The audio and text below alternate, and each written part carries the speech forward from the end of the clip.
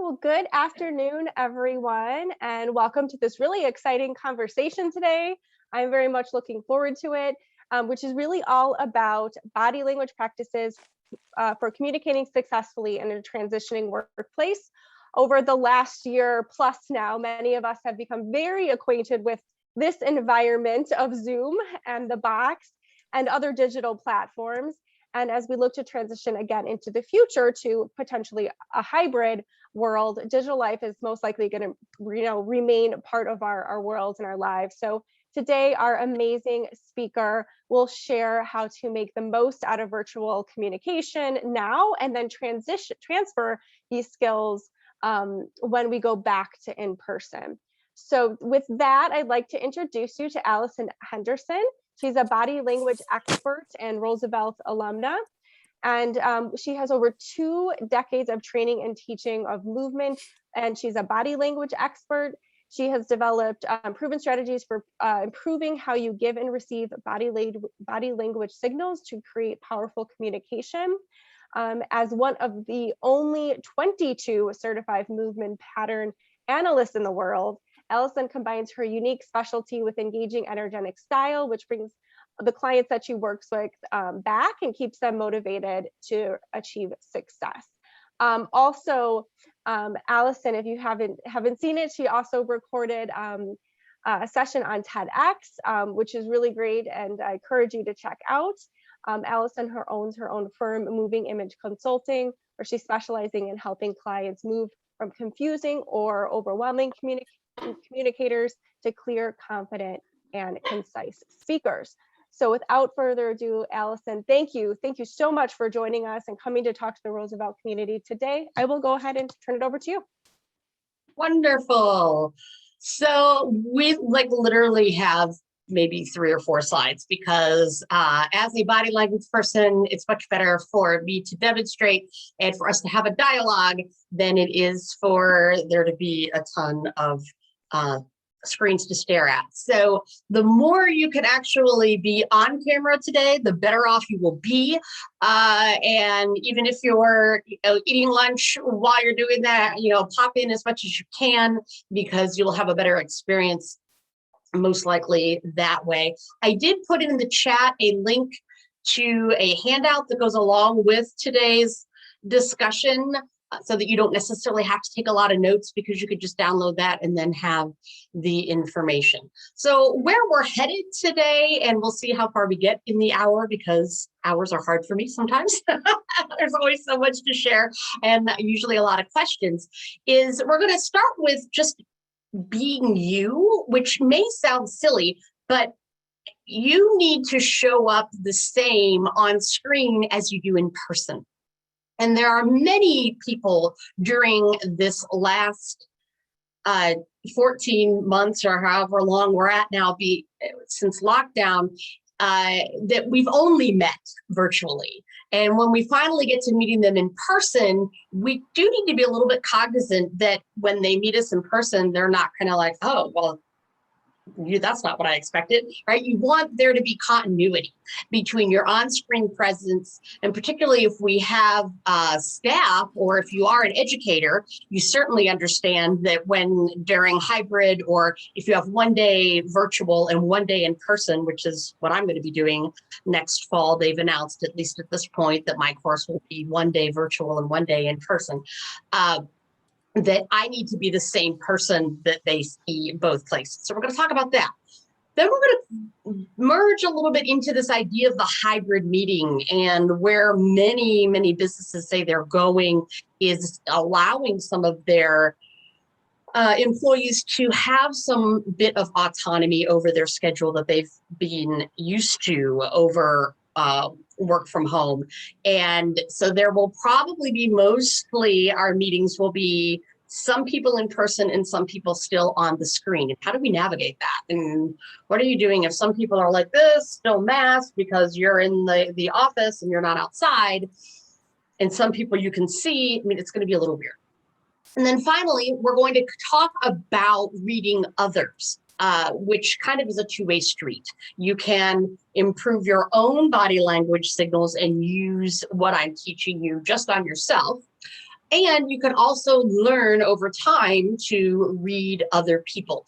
So in a grand sense, there will be a lot of kind of giving you just enough to kind of send you running with scissors, so to speak, with this information.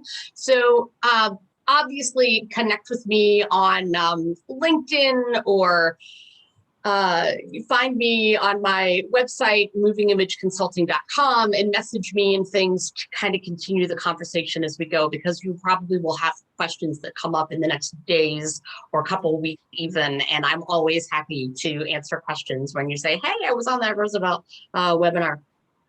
A little bit more about my history, I suppose, is like, where did I come from at Roosevelt? I was there in the, what was it, 99, I think, to 2002 or something like that.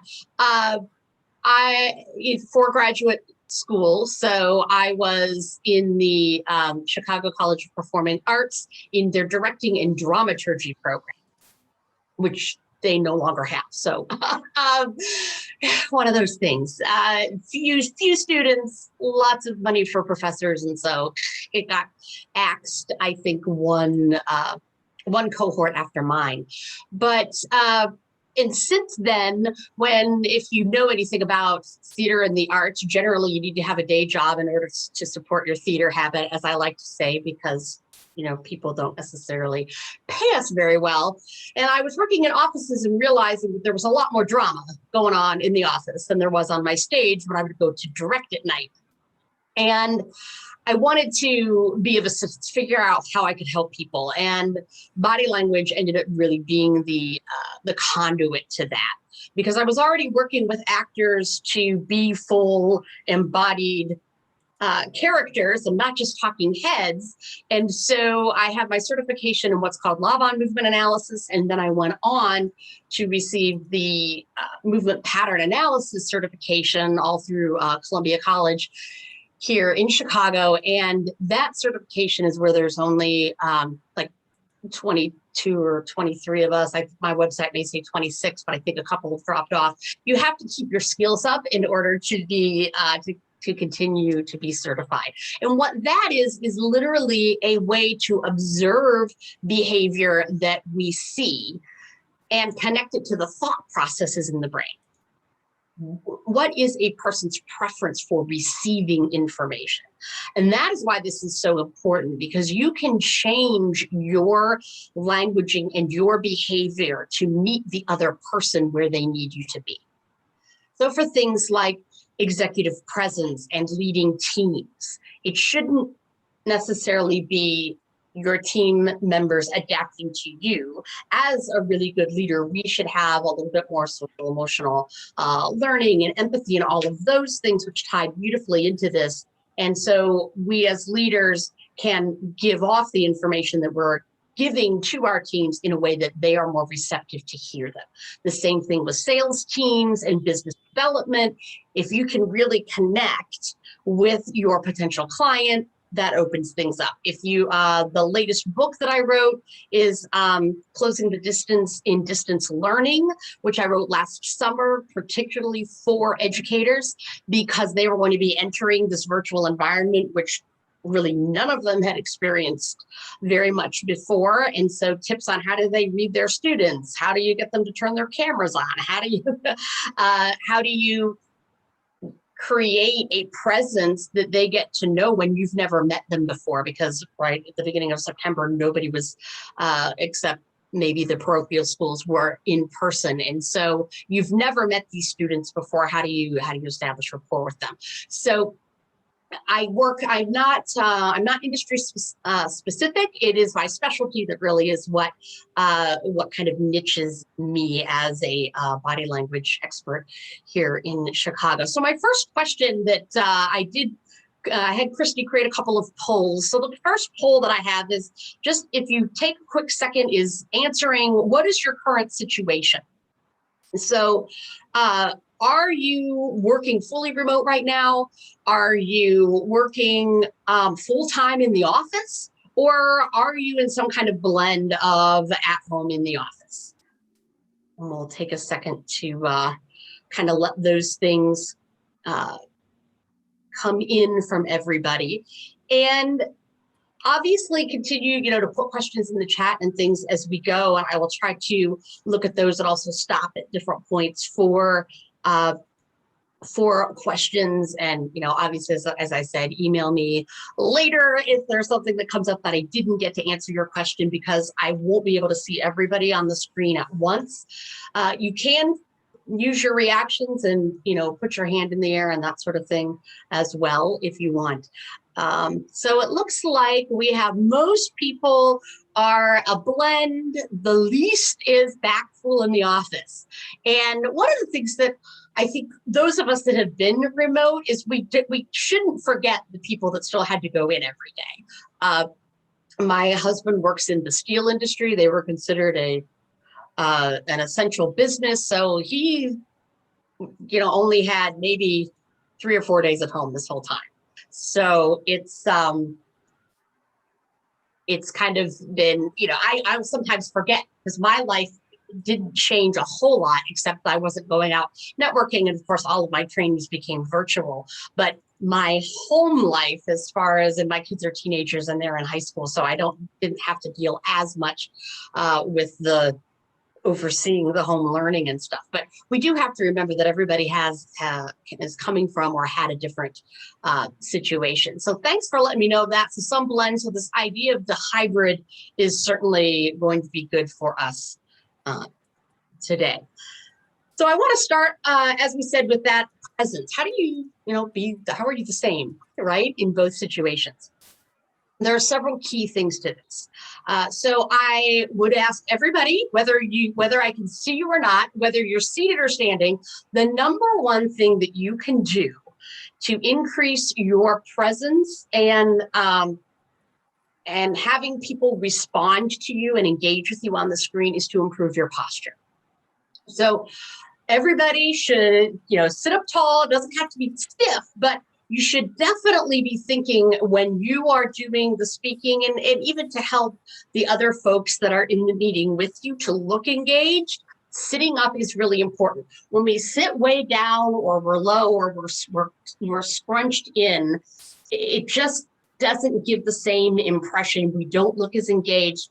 And again, I'm sure we're used to seeing a lot of people sitting like this kind of thing in the middle of meetings, because they almost forget that they're on the screen, particularly if they took their picture off. And so we need to sit up. And what tall posture does is it allows your body to be ready to respond. Much like sports teams, our football players, our baseball players, your soccer goalies, they are open and ready to respond. They're on the balls of their feet. They're ready for that ball. You have to be ready to give off as much body language as you can, because we don't see as much of it through the screen. So you want to engage the upper body. You want to make sure that your face is animated and that your gestures come up a little bit higher so that we can see them in the screen. Women have a little bit easier time with this. We tend to gesture higher anyway as a gender. Men tend to gesture from the waist, and it's difficult to see what's going on virtually with them. So the more you can sit up and even scooch back from the screen, that helps as well. If you have the luxury of having maybe a 2-screen setup so that you can still type and take notes, I would have to come way up here to take notes right now, because on my laptop, because I'm seated back. But I have my mouse on a separate table so that I could still manipulate things on the screen and still move my PowerPoint and things like that. So we kind of need to think about what is the experience of the viewer with this, and do as much as we can. We've talked a lot over these last 14 months about your lighting and your backgrounds. Everybody went to Wayfair like me and got the shelf, and we decorated behind us, and or bought the screen. I love the trifold screens that you can move anywhere. So if you're booted out of the office because your spouse needs it, and you're suddenly in the laundry room or someplace else where the Wi-Fi is good, you put the screen up behind you and it's an instant background. So all of these things, the scooching back and the sitting tall, will increase your energy level. And what people don't realize is that the screen takes our 3D image and flattens it, right? So it basically is taking our energy and minimizing that energy a little bit. So when I work with executives or when I work with sales teams and things who are selling virtually, I always tell them, kind of present as if there's double the people on the call, particularly if there's, multiple people there or something like this. I'm presenting to you in my head as if we're live and in person and everybody's in one of the wonderful small auditoriums at Roosevelt or something when we're having this conversation, because I need to have that energy so that it comes through to you and there's a better chance of you staying engaged. If I was just here talking head, just talking to you and kind of in a normal energy level and we were still sharing the same information, it would kind of be snoozeville pretty quickly. And so I need to up my energy and make sure that there's movement going on and things to help keep you engaged. And that's how you look the same when you get back in person, because you've upped your energy just enough here that when you meet in person, there isn't a big switch. Whereas some of you are going to be shocked when you get back to people that you've never met before and you feel like they were really kind of reserved, and then you're going to meet them and it's going to be almost like, wow, you're a spaz, because like in real life there's so much more energy perhaps than what you were used to seeing them on the screen. So the more we can keep that level between spaces, the better off. And then, as I said, you will look like you. And minimizing distractions, we've heard of that too, right? Try to silence the phone, or if you can, keep the kids and the dogs and the whatevers to minimize the distractions. But there is a grace that we give in this virtual world. But the more you can help yourself, it just helps you and your own presence. I will say something about moving into this hybrid meeting situation is, if you are the one that is remote, do your best to have your camera on for every meeting. Unless it's the kind where you're only calling in and you're just coming through the center of the conference table out of the little black circle or whatever it is in the center of the room, do your best to have your cameras on. And here's why. There's going to be a disparity that's coming down the track, where the people that go into the office are going to be promoted faster and more often than the people that choose to spend more time remote. Regardless of what the policy is with the company, it will be very difficult for leaders not to give preferential treatment to the people that they see in person. And if you put your face on the screen, at least you're a little bit closer. If you're just a name, if you're just a black box and they don't really get a chance to really know you, you'll have a hard time. I keep telling young people this. If you have 20-somethings in your life, because I was wrongly assuming that they were more comfortable with technology and were turning their cameras on. And when I started interviewing some of the newer workers, they were like, no, we don't turn our cameras on. Why not? Oh, well, that way I don't have to do my hair, or if I don't look good, or, this whole idea of, there's no filters for them to make themselves look good, like their Instagram, right? Pictures and things. So if they didn't have the right lip gloss, they weren't showing up on screen. And I was telling them, you're doing yourself a disservice, because now your boss doesn't see you and your boss isn't necessarily thinking of you to make that leap or the next step. So when we are in a hybrid, and you happen to be the one that's calling in virtually, do your best to be on screen with the nice background, with really good lighting. Don't blend into your background if you can help it, because again, you'll kind of fade away. If I was wearing beige, I'd be fading into my background. So wear the bright colors, do your best to be smiling and be energetic in those meetings. I know they're long and I know they're boring and I know we have Zoom fatigue. I'm not denying that. I'm just telling you what best practices are to give you the best impression that you can. Okay, so let's, poll number 2. So here's another poll. What is your biggest concern going back into the office? Now, or what had it been, perhaps, if you're already kind of doing this hybrid thing, what was your biggest concern? Was it the meetings themselves? Is it reading faces, behind the masks? Was that like, how am I going to do this? How am I going to relate to people? Is it worrying about the culture shift that has occurred in while we've been at home? Things are going to be different. The culture of our businesses will have changed. And so I'm curious as to what might have been the most anxiety ridden part about going back to the office. And I will say that if this conversation about hybrid is inspiring, and I will put in the chat, I think this will do it. Did I save it? Yes. So this is a link to register for a webinar that I'm actually doing on Thursday at noon, which I've just opened up to my community, more of a discussion really than a webinar of what are these concerns and what do we do about this hybrid, and how we go back to this transitioning workplace. So it'll kind of be a continuation of the discussion that we're having here. So if you know other folks that you want to invite, to get on that, that's the link to register for that. It's free. I saw somebody chatted. Let's see. Oh yes, masks make it really difficult to read faces of English language learners, and that is really a struggle. What I would say, because most people are saying culture shifts is their largest concern here. 62% are saying the culture shift. But for the masks, one thing that you can do to help them, and you can also encourage your speakers back, is to use their articulators more. And I call it chewing your words.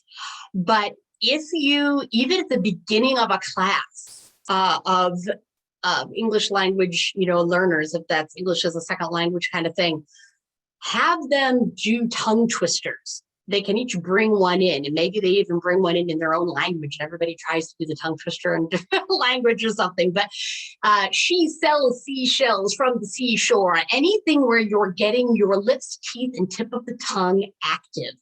As English speakers, we are very lazy with our mouths. Brits, English speakers, Australia, anybody that speaks English is their primary language, tend to not use our articulators. And that's the only thing that makes a word, are the consonants. And the way you make consonants is with those lips, teeth, tip of the tongue.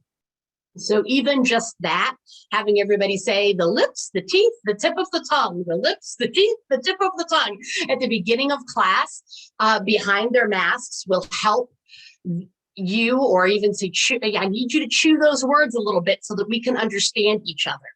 And that's a great tip for when you're moved back into the office. If you are leading a meeting and you are masked, then you yourself get everybody warming up, or make sure that you warm up your voice and your articulators before the meeting so that everybody can understand you.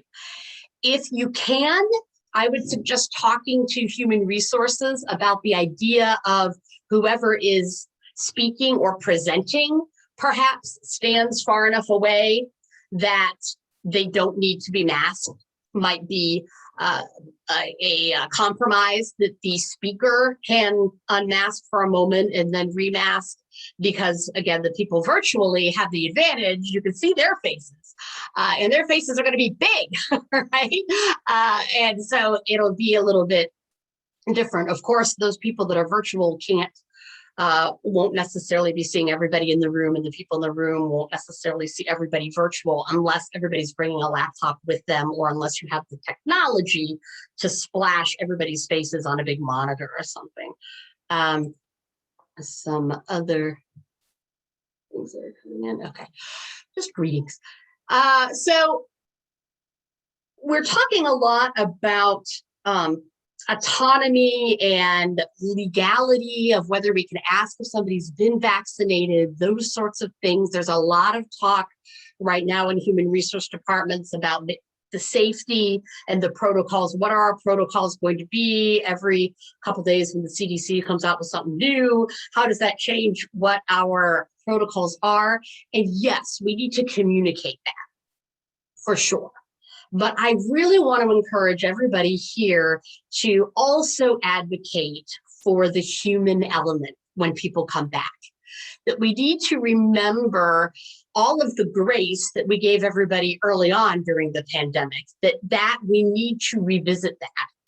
We need to come back to asking people, how are you doing? And meaning it, right? Asking people, so what are your kids doing right now? Or how are you handling now that we're going to be entering the summertime? Are the camps going to be back? Are the kids going to be, because they're not going to be vaccinated, the young ones, how is that working for you? Have, as the manager, or if you're not a manager, advocate for yourself. Say, I really think as a team, I would like to know where everybody is, because we need to remember, I heard a speaker this morning, actually at a summit that I'm also attending simultaneously with this, that was talking about leadership in these kind of disruptive times, and was saying that remember that we've all been in the same storm, but we haven't been in the same boats. And so I loved that analogy, because I thought, oh, that's really great, because we always say that what is it? The wave, raises all ships, or there's that expression.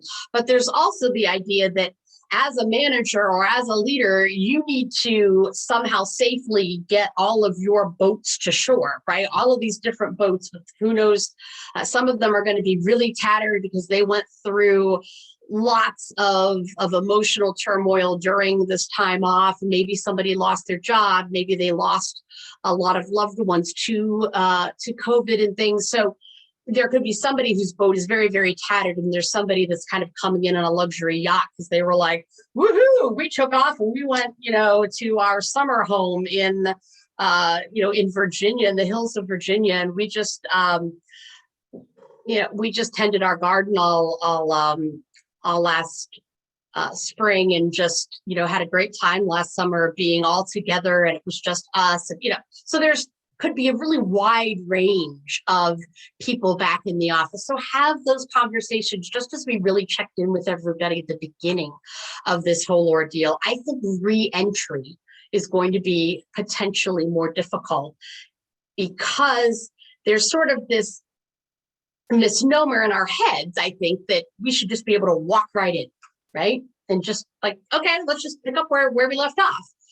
Well, the minute you meet somebody, it's like, oh, or you're starting to go up in an elevator and you have to go to the little dots, on the corners. If you've been downtown, every elevator has dots in the corners for this is where you're supposed to stand to be far enough away and no more than 4 people in an elevator and all these things, right? So it's already weird.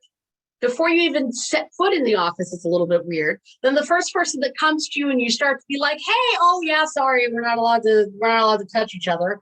So are you going to do that awkward, weird elbow thing and poke each other? Are you going to do the toe tap or you touch each other's toes? Like, what are we going to do? And that's something that people keep asking me as a body language person. They're like, do you think the handshake's going to go away? Is it going to return? Who knows? There may be some people that really never are comfortable with that again, because there's a part of me that's like, why not wear masks in public, or at least in public transit and stuff? Because we could also keep the flu down and our colds and all just the germy stuff, right? We could eliminate a lot of that. My kids, because they haven't been in school forever, there was not a cold in our house. When has that happened, where you haven't had any kind of cold or doctor visit for 18 months? Because we were masked and we were distanced. So it may be that there are some people that really don't become comfortable with that touch, or the touch feels very strange. And particularly if you have individuals that maybe are single and they've really been alone during this time. And so the idea, and how close is too close? So this is where the observation piece comes in, that we're going to transition to this the idea of observing movement in another human being, because that is where you can really up your game when you go back into the office, because over 70% of our communication is nonverbal. And when you just, I call it listening with your eyes. If you just turn your eyeballs on and we get out of our phones, we get out of our computers and we look up and go, oh, wow, there's a world out there and there are people in it. And these people move. And I can tell a lot about their social emotional state by how they're moving. We can go a long way into easing this transition. And so when you're observing individuals, one of the first things that you're probably going to notice is that little recoil. I see it happening a lot because at first, as I said, the natural thing is to go in and say hello, or oh my gosh, I haven't seen you in over a year. And you're almost like immediately going to go in for that hug. But now we don't know if that's okay, right? It's just as bad or worse than the sexual harassment type stuff where we're not allowed to touch anybody, right? I mean, I've transitioned from doing sexual harassment talks to virtual communication. And so the first thing is to gauge that level. And it's fine to add words to this, to say to somebody, in my case, I would probably say, hey, I'm fully vaccinated. If you want to embrace or something, I'm okay with that. But somebody else might not be. And so they may be, or they may have somebody who is immune compromised at home or something. So we need to be having those dialogues and we need to figure out what the protocol might be. I suggest doing a, pause at the door frame kind of idea. When you're tapping on somebody's door, pause for a second. Don't just barge right in. We used to go knock, knock and keep walking, right? If the door was open, that was the signal of, oh, you can come in and disturb me. So you would knock on the door frame to say that you were there, and then you just go plowing right on in. We're not really going to be able to do that now. You need to knock on the door, pause. Is this an okay time? Do you care if I'm in your office? Would you like me to mask?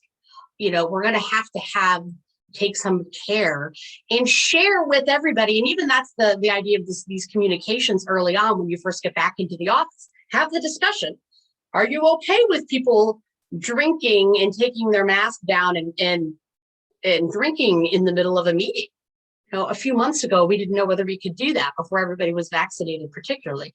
So have those conversations. What are people's comfort levels? And maybe you even send some anonymous polls out so people don't feel like they have to out themselves if they're really not comfortable with things. Maybe you send out some surveys and then you bring them in together to a meeting. Okay, this is what our surveys kind of said. So we'd like to come up with some group protocols and standards of how we're going to move forward for a couple of months. And then we'll look at it again. Maybe you say 3 months from now, we'll reevaluate and we'll see how many more people are vaccinated, or we'll see what the CDC recommends, or, where we are with contact tracing and if there have been COVID positives in the workplace, right? So I'm curious would love for somebody to unmute, raise your hand or something on what is something that your company has done that you think that is worth sharing, or how your company handled things, either way, either really poorly or hopefully really well.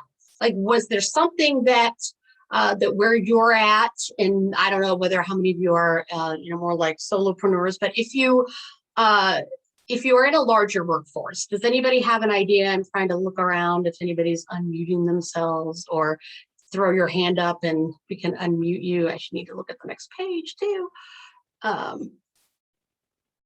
Anybody have anything or have any wishes? This is what I hope happens in my, when I go back, or this is the conversation I wish HR would have. Any of those, any thoughts? Hi, Allison. I'm happy to share if that's okay. Great. Yes. Thanks, Elizabeth.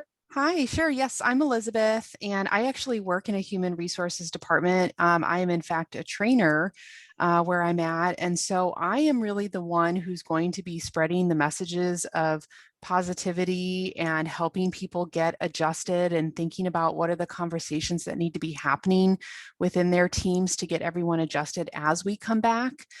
We do expect to be returning to a hybrid model or potentially coming back full time to the office or to field positions that our company has.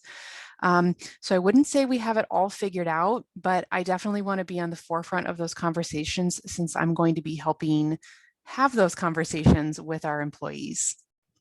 Great. Thanks so much for sharing that you're still in the figuring it out mode. Could I ask you, are they planning on doing kind of like training or training the managers or letting the managers cover it? Or are they putting an HR person, in different departments to facilitate? Have they had kind of is there a plan yet? Sort of. Yeah, that's a great question. And so we are just about to wrap up our fiscal year. And so with that comes a lot of planning for the next year. And so I believe that those conversations are going to start happening with all of the department heads and directors. I work for a city entity. And so our city manager has said, hey, I'm going to empower each department director to make a decision for what's best for your specific workforce.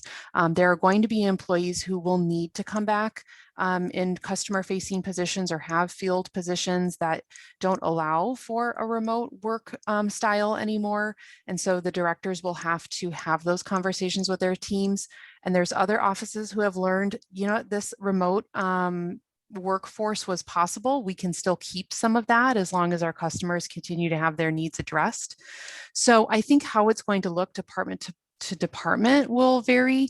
But again, as a trainer, I can really kind of step in and address everyone from a larger point of view to say, if you haven't yet thought of this for your team, this may be a consideration you want to think about. Or as you mentioned, you may want to anonymously poll your employees to see where they're at, what their concerns are, and then how can we address them as we put together these plans to return in the new fiscal year.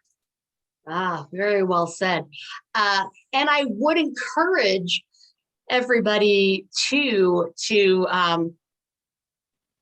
bring in, it doesn't have to just be me, but there are a lot of consultants out there that are learning and are preparing for this reentry and helping to facilitate some of these discussions within teams and within corporations. And when people say, oh, we don't have money for that, I always say, well, look in last year's travel and food budget, because we didn't cater into the office for a year and we didn't pay for anybody's taxi cabs for a year. So what a great way to move that resource, unless you already moved it into buying everybody lights and cameras and, and things for their home offices. There's probably some money in the budget somewhere to just hold even an hour-long lunch and learn, because that goes a long way to showing how much you care about the employees and how much, or the folks that are going, or the managers of the people that are going to suddenly have to leave these conversations. Are they prepared, and do they realize the kinds of questions they need to be asking? So, so not just me, but everybody really. I think the idea of bringing in extra coaching would be great. So in the last few minutes here, I want to move on into our the observation piece. Oh, I see a hand up, Jasmina. Yes, go ahead. Thanks for doing this. I really appreciate it. My husband started a new job 2 weeks ago, and what they did was give out to him and the other coworker, a female, cloth masks with a company logo, which is okay, and a package of 80 antibacterial wipes. However, he used to work alone, now he's working with people, and it's very taxing and wearing to wear a mask 8 hours a day. Why don't they give mask breaks where employees could leave and breathe outside or something? I don't know. Is there such a thing? I think that is, again, an advocacy thing from within, right? To say, to, go to HR, say, hey, what, is there a way to facilitate a break, or look, the smokers get to go out for, if there are such things anymore, I don't know, just but they get to leave, and take these little breaks. And I feel silly that I'm going into the bathroom just so that I could take my mask off in a stall for 5 minutes, right? So, what might that look like? And if the building has a patio or something, or has, some sort of outside space, maybe, advocate now that it's getting nicer, look, could we have our meeting outside so that we can leave our masks off? Or, I just think sometimes we don't think about it, or the people that have been in that office for that whole time have gotten used to it. Okay. Unfortunately, right? Yeah. Other people don't necessarily feel it as much anymore, but those of us that rarely wear them, when we put them on, like the minute it's like, ugh, we have to take them off because it's odd to wear them for 8 hours a day. But you're right. If you're in a situation where it's required and you're in an open cubicle thing and they didn't add extra plexiglass or whatever the rules are, you could very well, customer service type folks, people that are in the grocery stores, people that are working face to face with the public, have to wear those masks all the time. And yeah, that certainly would be something. Or look for one, or maybe ask around to the other people in the office. Maybe the ones that they gave them aren't very breathable, but I think some technology seems to be, some masks are more easily more breathable than others. So that might be another thing for him to ask around, like, your mask looks different. Is this one easy to breathe in? And maybe, I feel like the ones I bought early on in the pandemic are definitely different than the newer one, the more recent ones. Okay. That I've purchased. Is that Thank you. Now? You're welcome. So the signals that we're going to be looking at, I call it the twist, tip, lean.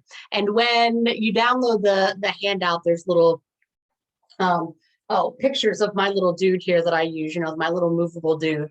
And I took pictures of him in the different positions for my handouts. So the reason that we focus on this is because these signals, this upper body, is something that you can see virtually if people scooch back, if you encourage them to sit away from their screens. And you can also see it live and in person, right? So these signals are going to be the same, both places, right? And unless, I know there's a lot of talk about like where people's toes are pointing, or whether their knee is crossed like towards you or away from you. There's a lot of rules if you go down the rabbit hole of body language. What's different about the way that I approach body language, being a movement pattern analyst, is that we're looking at movement. We're not looking at pose. Much of the body language stuff that you see is, this person's closed off to you because they have their arms crossed. This person is lying because they're touching their nose. This person wants to leave the meeting because their toe is pointed towards the door. It's a fixed moment in time, may not have anything to do with that, right? Somebody could have their arms crossed because they're cold, or they just simply don't have anything to do with their hands, right? There's, it's really awkward to be sitting and there's no arm on my chair. So what am I going to do? I'm going to, it's a place to put your hands. It's not, it doesn't necessarily mean that I'm closed off. So we look in context, we look at movement itself, right? And so what I want to teach you is a couple of signals that you can give yourself, you can use to make sure that your verbal impact is strong. What often happens in our businesses is we're given a script, or we're given talking points that somebody else created. That's problematic because they aren't necessarily going to communicate the information the way that fits for you and your movement. So one of the first things that I always do when I go into companies is I say, give me all of the literature and the HR things and the sales scripts and all of that you have given your people. I need to know what your mission statement is, what your vision statement is, all of that stuff that you're spewing out and telling other people, so that I can make sure that how your leaders are saying it fits their organic movement patterns. Okay, so there's two sides to this. You make sure that the way you're speaking fits your movement, and then you can also read the reactions from others. Okay, the signal is the same, whether you're sending it or whether you're receiving it. Luckily, the signal means the same thing. So we start with the twist. This is horizontal. This is looking for shoulders that are tending to kind of what we say open and close. So you may, I need to scooch back even a little bit more. If you see somebody and they're gesturing and they kind of are doing a lot of this, which I probably was earlier today, because when I'm sharing information, it's like you're scattering the breadcrumbs to the pigeons. You're actually giving away information. So your arms tend to do this, okay? The same thing if you're seeking information from somebody or if you're gathering information from them, often you bring your arms back closer to you. A signal for those of you that may be educators out there or are in human resources and you're in interviewing, other individuals and things like that. If you're seeing somebody in there and they're having trouble kind of coming up with the question that they want to ask, or they kind of do this almost even circular motion, or they start to do sort of this sort of thing, they're actually like calling their brain, they're actually kind of calling the information out of their brain. So they're seeking that information. The same thing is if they're asking you questions, they're probably doing an open and closing thing because they're seeking information from you. And if you see that from your team, that means that you can even say, I'm open for questions now, because then you are literally asking them, what is the information that you're asking that you need from me? You're not guessing. Whether at the end of a meeting, I always suggest that you go around the room and say, okay, so let's do a quick roundtable of what everybody's going to bring to the next meeting. Because if they got it wrong, if they didn't realize that you were expecting them as leader to bring something to the meeting, then at the next meeting a week later, you're all disappointed and you're annoyed as the leader because something didn't get through. And if they're responding back to you, okay, well, from the notes I took, I'm in charge of the, let's say it's an event company. I'm in charge of calling venues and checking with the caterer. Great, exactly. Who's next, right? It doesn't take long, but to recap, then you'll know. And if they have a question, they can ask you. So sometimes you see from people, they're kind of, there's sort of okay. And they may even be twisting a little bit as they're nodding and taking things in. It's because they're in information gathering mode and their body is literally like helping their brain compute the information. Okay, so that's the twisting. All right, it's an open and closed gesture, or it's a twisting in the shoulder, in the whole like torso twist. The tip is an evaluative signal. So when you are asking your team or someone else in your household, something even as simple as, where should we order takeout from tonight? Would you like to order from the Mexican place or that new Italian restaurant? Most likely you will see them do a little bit of a tipping because they're literally in their head, they're weighing the pros and cons of this decision, and it comes through their body. It's not as bizarre as you think. It does kind of make sense. So the tipping, if you want somebody to be evaluated, you can tip yourself and say, I would like us to start thinking about which path we would like to take with this project. It's time. We've gathered lots of information. Notice I'm doing a gathering information signal. We've gathered a lot of information. Now I would really like us to move on to weighing the pros and cons and figuring out what it is that we really want to do and the action that we'd like to take. So my body is literally supporting the words that are coming out of my mouth. And so the message has a better chance of getting through when that 70% of the nonverbal, and then of course there's pitch and tone and timbre of your voice and all those things. On top of that 70%, when it's matching the verbal words, now you've got dynamism. Now you're dynamic. Third is what I call the lean, because that's a forward or a backward. And anybody that's ever been in sales knows the forward lean, because that's what is the holy grail of sales, right? When you get the lean in, you've got it. Go for the sale as soon as you see them lean in. I would say, even if you see them recline, you haven't lost them yet, because the way movement pattern analysis works is the forward and the backward is the sagittal plane of the body. So the signal is actually the same. And where a lot of people miss it is that they see somebody recline away from them and they think, oh no, I've lost them. Oh, terrible. All right, my team has checked out. Everybody's gone. Not necessarily. Your team could be saying, oh, thank goodness we have a plan.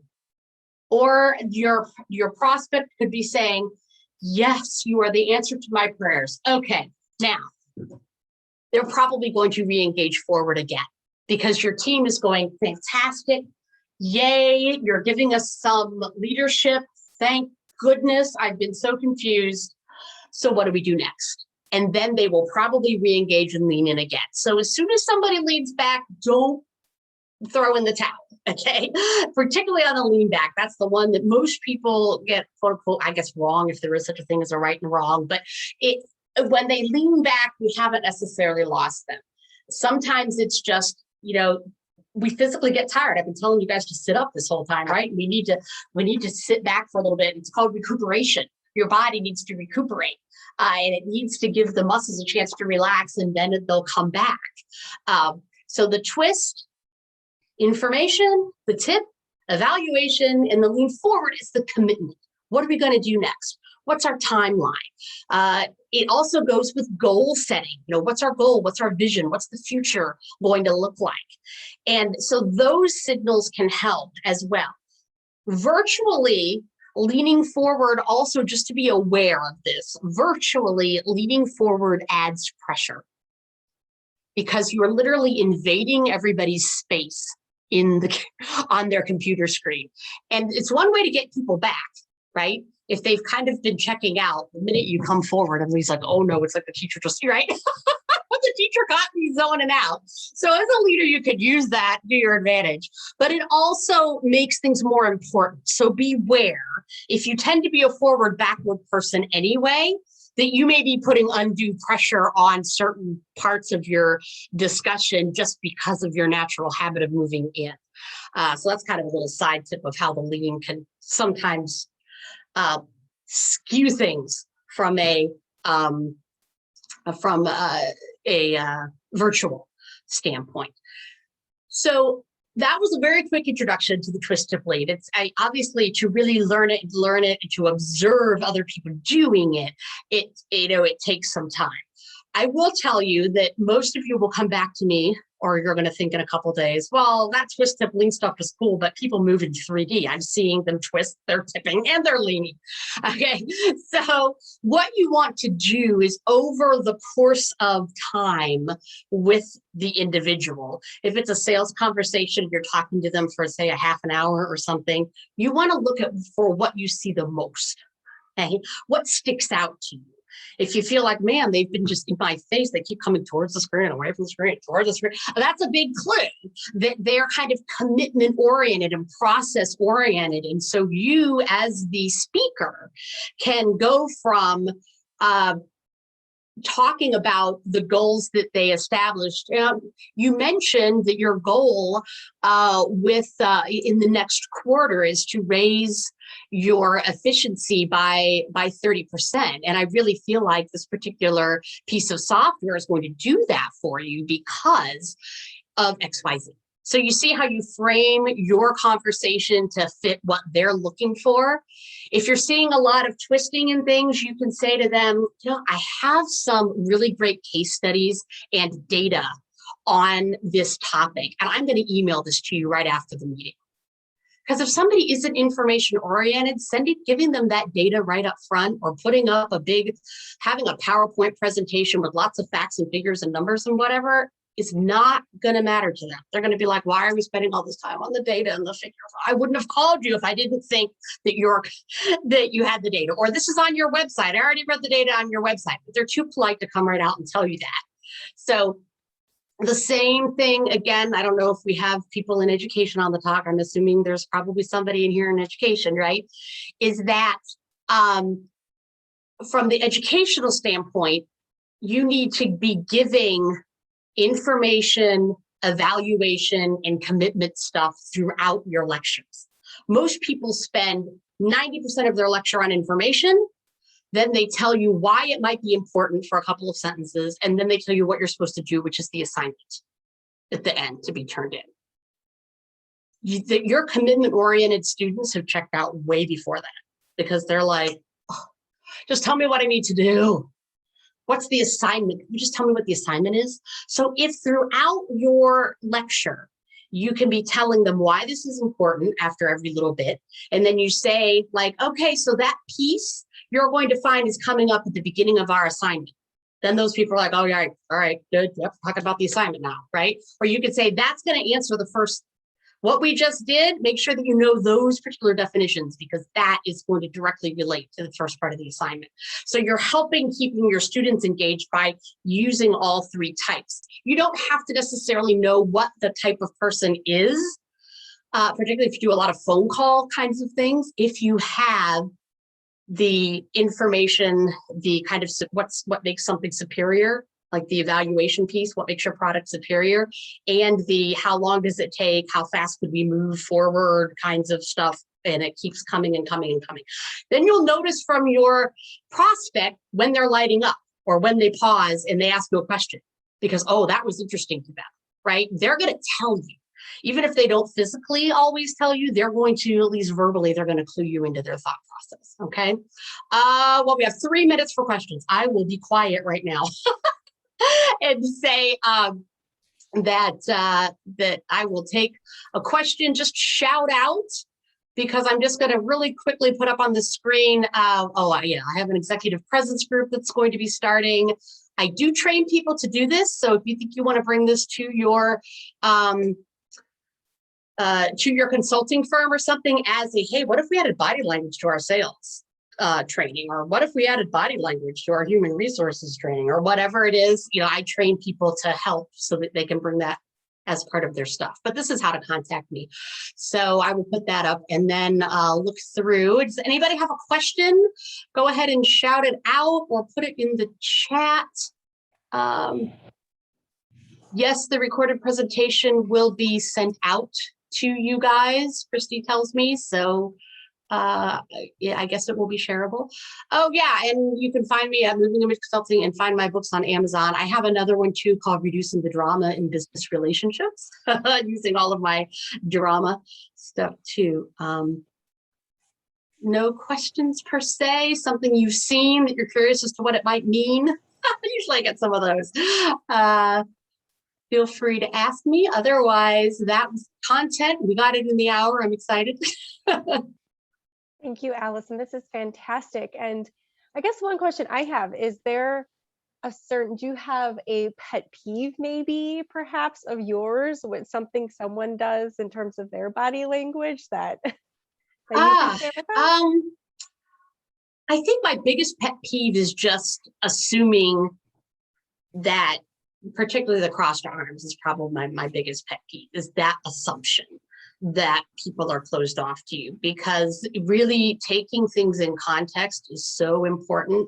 And this is how bad rumors can get started. We have so many glassed conference rooms or glassed offices that somebody walks by and somebody's having an animated conversation, right? And they could be talking about their son's 16th surprise party and they're all excited or whatever. Somebody walks by and goes, wow, they're getting really excited in there, right? And then suddenly there's this rumor. It's like, oh, who's getting fired? Who's in trouble? What's happening with the business, right? All of these like, oh no, oh dear, the sky is falling kinds of things. Or the opposite, somebody's in there sitting there and they've got their arms crossed, and then somebody says kind of the same thing. Oh, they must have read the riot act, or ooh, I don't know, things aren't going so well.